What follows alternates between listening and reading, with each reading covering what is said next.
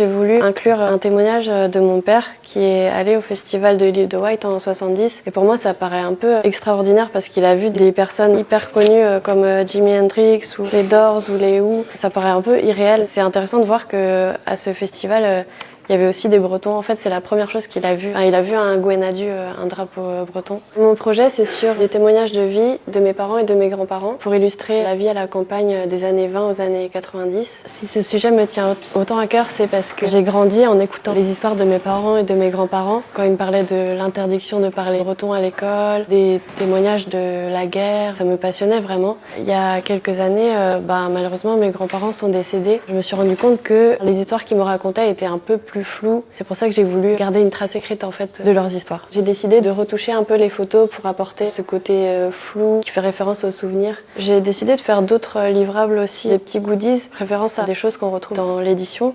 Par exemple, il y a des tampons de poste. J'ai fait aussi des petites cartes postales, des lettres aussi et des petits sachets surprises avec des marque-pages et des stickers dedans. Ce que ce projet de fin d'études m'a appris, c'est de garder une cohérence en fait entre tous les livrables que compose ce projet.